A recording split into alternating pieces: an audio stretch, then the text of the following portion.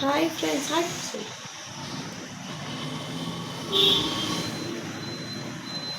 Hello guys, எல்லோரும் எப்படி இருக்கீங்க? ஸோ கொஞ்ச நாள் வந்து வீடியோ போட முடியல. ஏன் அப்படின்னு பார்த்தீங்கன்னா, நான் பிரனிஷ் குட்டிக்கு வந்து ரொம்ப ஃபீவர் ஆகிடுச்சு. என்ன அப்படின்னு பார்த்தீங்கன்னா, வைரல் ஃபீவர் தான் வந்துடுச்சு. ஸோ ஃபஸ்ட் ஆஃப் ஆல் வந்து நம்ம வீட்டில் பாப்பா இருக்கவங்க எல்லாருக்குமே சொல்கிறேன், ஃபஸ்ட்டு ஃபீவர் வந்ததுன்னா, நம்ம வீட்டில் யாருக்காச்சும் ஒருத்தர் ஃபீவர் வந்ததுன்னா நம்ம குழந்தைய வந்து நெருங்க விடவே கூடாது. பாருங்க, இருந்துகிட்டே இருக்காரு. சரி சரி. ஸோ அவங்களுக்கு வந்ததுன்னா நம்ம பாப்பாவுக்கு வந்து சீக்கிரமாக வந்து வரதுக்கு சான்சஸ் இருக்குது. ஏன் அப்படின்னு பார்த்தீங்கன்னா, இம்யூனிட்டி லெவல் வந்து ரொம்ப கம்மியாக இருக்கும். இதுக்காகவே வந்து குழந்தைங்களுக்கு வந்து எதிர்ப்பு சக்தி கம்மியாக இருக்கும். ஸோ பெரியவங்ககிட்டேருந்து சீக்கிரமாக வந்து சின்னவங்களுக்கு வந்து வரதுக்கு சான்சஸ் இருக்குது. அதுவும் இப்போ நார்மல் ஃபீவர்னால் இப்போ ஒரு 1 day 2 days வந்து போயிடும். பட் வந்து வைரல் ஃபீவர்னால் எப்படியும் மேக்ஸிமம் எனக்கு தெரிஞ்சு ஒரு 5 days வரைக்கும் இருக்கும். நீங்கள் வந்து பேராசிட்டமால் ட்ராப்ஸ் விட்டுட்டே இருக்கணும் 3 days வரைக்குமே கண்டினியூஸாக.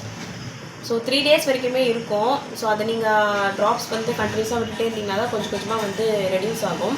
ஃபர்ஸ்ட் ஆஃப் ஆல் வந்து நீங்களாகவே வந்து குழந்தைங்களுக்கு வந்து கொடுக்கக்கூடாது. டாக்டர் வந்து கன்சல்ட் பண்ணி தான் கொடுக்கணும். ஏன்னா வந்து அவங்களோட வெயிட்டுக்கு ஏற்ற மாதிரி தான் வந்து கொடுப்பாங்க மெடிசன்.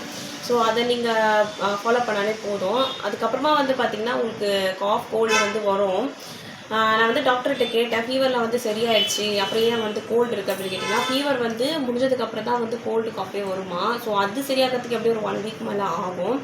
ஸோ மெயினாக வந்து நீங்கள் மற்றவங்களுக்கு வந்து ஸ்ப்ரெட் பண்ணாமல் நம்மளும் வந்து இருக்கணும்.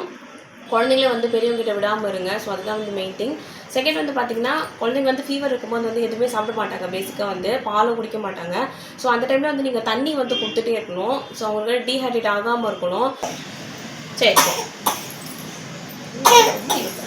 ஸோ தண்ணி வந்து நீங்கள் கண்டினியூஷனாக கொடுத்துட்டே தான் இருக்கணும். அவங்களுக்கு ஒரு 2 spoon வந்து கண்டினியூ ஒரு 1 hour ஒன்ஸ் அப்படி கொடுத்துட்டே இருங்க. ஏன்னா அந்த டைம் வந்து யூரினும் வந்து அவங்களுக்கு வந்து ஒரு எல்லோஷாக தான் போகும்.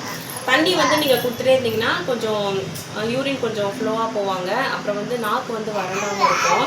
ஸோ அந்த டைம் அவங்க எதுவும் சாப்பிட மாட்டாங்க, ரொம்ப டயர்டாகிடுவாங்க. ஸோ இதுதான். தேர்ட் வந்து பார்த்திங்கன்னா, அவங்களுக்கு வந்து நீங்கள் குளிப்பாட்டலாம் வேணாம். இருந்தாலும் நீங்கள் வந்து கொஞ்சம் ஹாட் வாட்டர் வச்சு துணியில் வந்து நல்லா பிழிஞ்சிட்டு சும்மா அப்படி ஒத்தி எடுக்கணும். நீங்கள் அந்த மாதிரி பண்ணிங்கன்னா பாடி டெம்பரேச்சர் வந்து கொஞ்சம் கம்மியாகும். ஸோ நான் அப்படி தான் ஃப்ரெண்ட்ஸ்க்கு பண்ணேன். பட் நிறைய பாப்பாவுக்கு வந்து பார்த்திங்கன்னா, நீங்கள் வந்து அந்த மாதிரி பண்ணும்போது ஷிவரிங் ஆகும். ஸோ அந்த மாதிரி இருந்ததுன்னா நீங்கள் வந்து அவங்களுக்கு வந்து டிஸ்கம்ஃபர்ட்டாக இருக்குது. ஸோ அந்த டெம்பரேச்சர் அதிகமாகவும் சான்சஸ் இருக்குது. ஸோ அவங்களுக்கு வந்து டிஸ்கம்ஃபர்ட்டாக இருக்குன்னா நீங்கள் விட்டுருங்க. அந்த மாதிரி எதுவும் பண்ண தேவையில்லை. நீங்கள் ஃபீவர் கம்மியானதுக்கப்புறம் கூட நீங்கள் குளிப்பாட்டிக்கலாம். பட் நான் வந்து ஃபினிஷ்க்கு வந்து கண்டினியூஸாக வந்து 3 days வந்து நீங்கள் அந்த டெம்பரேச்சர் கம்மியாகிறதுக்காகவே நான் அந்த மாதிரி பண்ணேன். ஸோ ஓரளவு கொஞ்சம் கம்மியாகிடுச்சு. இப்போது வந்து பார்த்தீங்கன்னா நீங்கள் எல்லாமே வந்து கொடுக்கலாம். டாக்டர்கிட்ட கேட்டேன் நான்.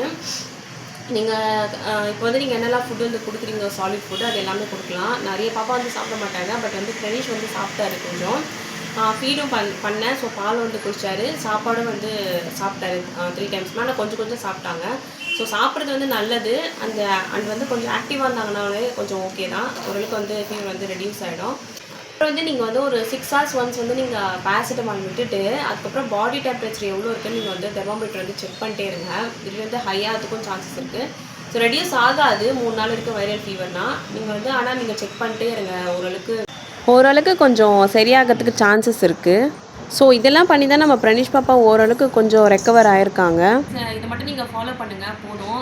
அண்ட் என்னோடய பழைய வீடியோஸ் எல்லாமே பாருங்கள். பார்த்துட்டு எதனா டவுட் இருந்தால் கமெண்ட் பண்ணுங்கள். ஸோ இந்த வீடியோ உங்களுக்கு எல்லோரும் பிடிச்சிருந்தா லைக் பண்ணுங்கள். மறக்காமல் உங்கள் ஃப்ரெண்ட்ஸுக்கும் ஷேர் பண்ணுங்கள். ஸோ நெக்ஸ்ட் ஒரு வீடியோவில் மீட் பண்ணுறேன். பாய்.